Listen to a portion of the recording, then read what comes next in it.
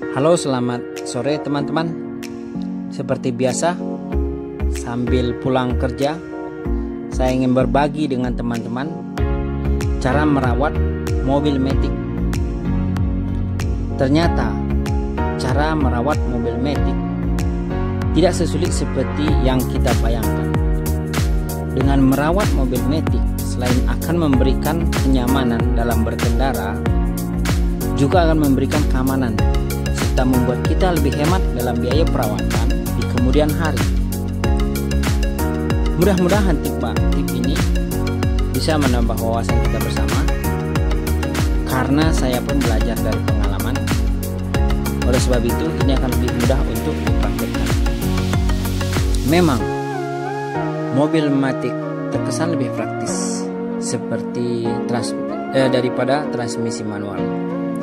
Oleh sebab itu, tergantung kepada situasi dan kondisi dan juga minat kita ketika kita memilih untuk memutuskan membeli mobil tersebut, apakah transmisinya Matic atau transmisinya manual. Karena kalau jalan macet, mungkin kaki lelah karena selalu menginjak kopling, artinya kedua kaki harus bergerak.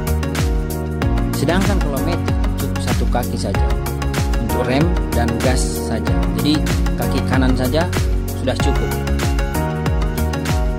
Kali ini saya hanya berbagi pengalaman dari yang saya amati dan berbagi kepada teman-teman. Karena 5 tahun yang lalu saya memakai mobil bertransmisi manual.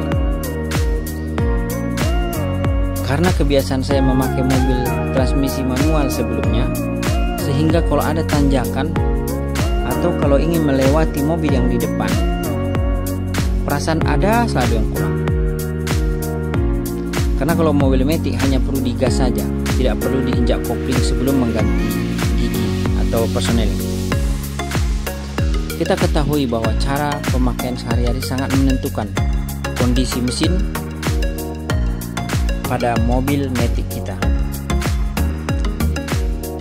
Saya setiap hari mengendarai kendaraan sekitar 120 km per hari dan sudah selama 5 tahun, dan mobilnya tetap awet.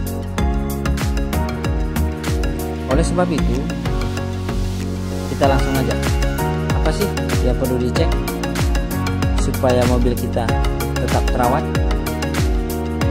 Oke, pertama, cek oli.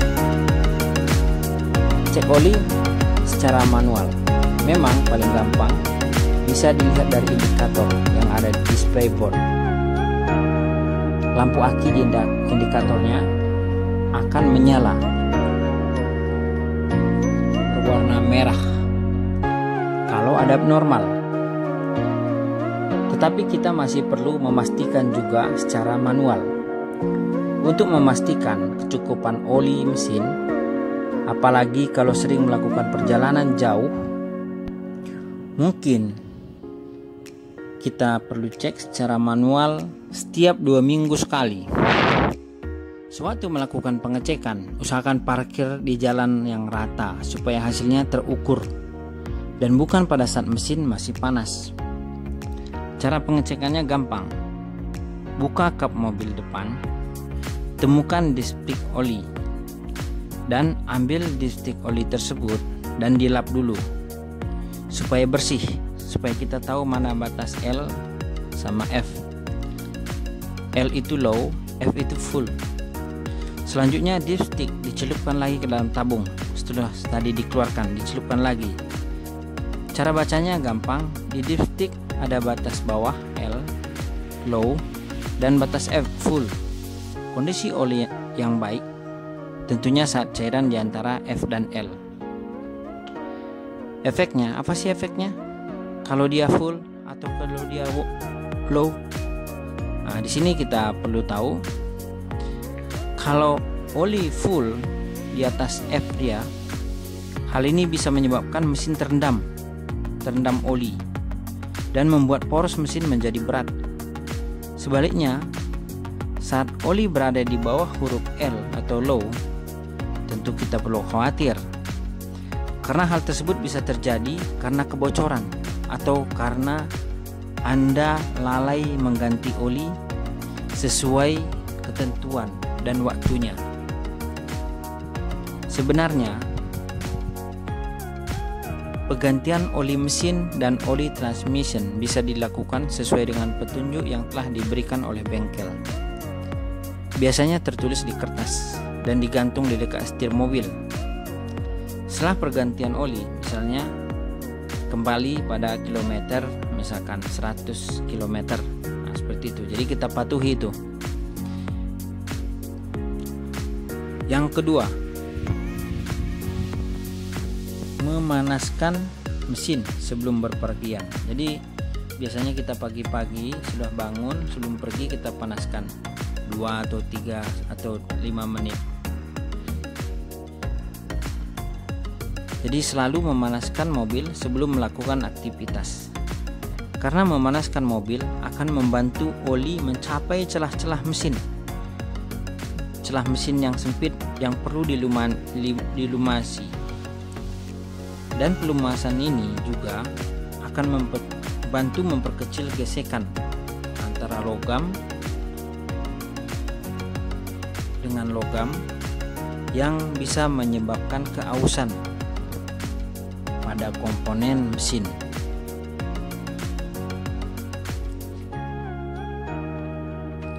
Selanjutnya, kalau kita lihat dari kelistrikan dalam aki, kalau kita panaskan, aki akan mengalirkan aliran listrik ke semua item-item di dalam mobil. Jika mesin menyala, sehingga hal ini juga menjadi salah satu faktor mengapa pentingnya memanaskan mesin mobil setiap hari untuk kelistrikan. Memang kalau nggak dipanaskan tidak langsung rusak, tetapi kalau memanaskan setiap hari membantu menghindari kotoran yang mengendap di mesin, dan endapan tersebut bisa mengeras. Tentu saja akan mengurangi performa dan lama-kelamaan menjadi salah satu faktor pembuat mesin rusak. Perlu diperhatikan bahwa ketika melakukan pemanasan mobil, jangan lupa posisi tuasnya pada N atau netral, bukan di P atau parkir. Ketiga, perhatikan penggunaan gigi transmisi pada saat berkendara. Kita sebaiknya mengetahui kapan sebaiknya memakai tuas atau persneling, N netral, D drive, dan P parking. Ini di mobil otomatis. Pindahkan tuas ke posisi N ketika berada di lampu merah atau traffic light, dan usahakan jangan di posisi D sambil menginjak rem, karena kalau untuk matic, kalau kita buat di posisi D, dia akan jalan sendiri, jadi harus diinjak rem. Sehingga jangan dibuat di posisi D, buatlah di posisi N atau netral. Jangan pindahkan ke posisi P walaupun mobil mati, mobil berhenti di lampu merah. Jangan biarkan mobil terparkir dalam posisi D juga, dan mematikan mesin pada saat tuas dalam posisi D. Karena saya pernah pengalaman, karena saya terburu-buru, sesudah saya sampai di satu tempat, saya langsung matikan mesin mobil, tapi posisinya masih posisi D. Tidak apa-apa, dia tetap mati. Terus ketika saya datang, saya tekan stop start, tombol hidupnya untuk menghidupkannya, mobil tidak bisa hidup. Dan saya sudah bingung, kenapa nggak bisa hidup? Mobil masih baru dari bengkel di servis. Saya cek semuanya, tidak ketemu apa penyebabnya. Karena tadi masih lancar jalannya gitu. Jadi pas Saya lihat ke tuasnya, ternyata posisinya posisi D, drive. Untuk mobil Matic, kalau posisinya di posisi D, dia nggak bisa hidup. Dia harus di posisi P atau parkir. Jadi kalau untuk parkir, pastikan mobil berhenti sepenuhnya dan baru pindahkan ke posisi P, parkir P itunya. Selanjutnya servis berkala. Jadi lakukan servis berkala dengan berpedoman kepada buku servis. Setiap mobil itu ada buku servisnya, servis ke 1000, servis ke 5000, ke 2000, ke 5000, ke 10.000, 20.000, 40.000, 50.000 dan selanjutnya. Jadi lakukan servis berkala dengan berpedoman kepada buku servis yang dianjurkan oleh bengkel resmi. Jadi saya di sini teman-teman memberikan tip supaya mobil Matic kita awet. Ini pengalaman saya saja. Karena perjalanannya juga cukup jauh setiap hari, sekitar 120 km. Tetapi mobilnya tetap awet, tidak pernah ada kerusakan. Jadi cara yang saya lakukan adalah selalu cek mesin, oli mesin secara manual setiap 2 minggu untuk memastikan kecukupan oli. Karena walaupun mobil kita masih baru, kita nggak tahu misalkan ada kebocoran atau misalkan olinya kurang. Jadi ketika oli kurang itu bisa menyebabkan kerusakan pada pistonnya. Terus yang kedua, perhatikan penggunaan gigi transmisi karena ini sangat vital sekali.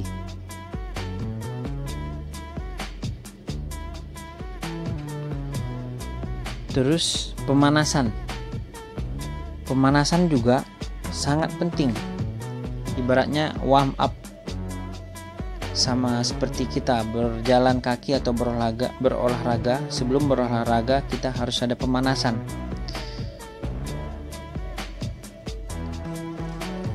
Selanjutnya servis berkala. Servis berkala sangat penting. Ini sudah sesuai dengan anjuran bengkel. Jadi kita ikuti anjuran dari bengkel. Kapan kita harusnya untuk servis. Jadi itu ada 4 tadi tip untuk merawat mobil. Maaf teman-teman kalau suaranya kurang jelas, tapi itulah 4 yang selalu saya lakukan untuk merawat mobil Matic. Dan satu lagi, ciri-ciri mobil Matic supaya kita tahu, kalau kita pindahkan giginya, kita selalu bilang sebenarnya itu tuas, ke D, drive, dia akan jalan sendiri. Jadi harus injak rem kalau kita mau berhenti. Dan kalau kita pindahkan dia ke posisi R atau reverse, mobil tersebut otomatis langsung jalan dia ke belakang, mundur. Itu cirinya mobil Matic. Karena biasa kita pakai D, drive, karena D itu kita buat di posisi D, mobil terus jalan dia. Terus itu aja 4 tip-tip untuk merawat mobil Matic. Terus ketika kita berkendara, ikuti peraturan lalu lintas, jaga keselamatan diri dan keselamatan orang yang menggunakan jalan, orang lain yang menggunakan jalan bersama-sama. Selalu melengkapi dengan surat-surat STNK atau SIM supaya kita tidak ada khawatir walaupun ada razia atau apapun di depan sana, sehingga kita tetap nyaman berkendara. Dan karena kita tenang membawa kendaraan kita, orang lain pun akan senang yang berpapasan dengan kita. Itu aja teman-teman. Selamat Selamat sore, terima kasih.